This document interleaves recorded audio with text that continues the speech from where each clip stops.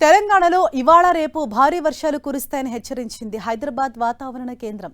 వాయువ్య బంగాళాఖాతంలో ఏర్పడిన తీవ్ర అల్పపీడనం కారణంగా ఇవాళ రేపు వర్షాలు పడతాయని వెల్లడించింది. పలు జిల్లాల్లో భారీ వర్షాలు అక్కడక్కడా కురిసే అవకాశం ఉందని తెలిపింది. ఆదిలాబాద్, ఆసిఫాబాద్, మంచిర్యాల, నిర్మల్, నిజామాబాద్, జగిత్యాల, సంగారెడ్డి, మెదక్, కామారెడ్డి జిల్లాలో ఆదివారం భారీ వర్షాలు కురుస్తాయని వెల్లడించింది. ఉమ్మడి ఆదిలాబాద్, నిజామాబాద్, కరీంనగర్ జిల్లాలో ఈదురుగాలులతో కూడిన తేలికపాటి వర్షాలు కురిసే అవకాశం ఉందని తెలిపింది. తెలంగాణ వ్యాప్తంగా నిన్న ముసురు వానలు పడ్డాయి. కామారెడ్డి జిల్లా బిక్నూరులో అత్యధికంగా 5.9 సెంటీమీటర్ల వర్షపాతం నమోదైంది. ములుగు జిల్లా మల్లంపల్లిలో 5.6, సిద్దిపేట జిల్లా కొండపాకలో 5.4, కామారెడ్డి జిల్లా లింగంపేటలో 5 సెంటీమీటర్ల వర్షపాతం నమోదైంది. ఇక హైదరాబాద్లోని పలు ప్రాంతాల్లోనూ పొద్దంతా ముసురు పడింది.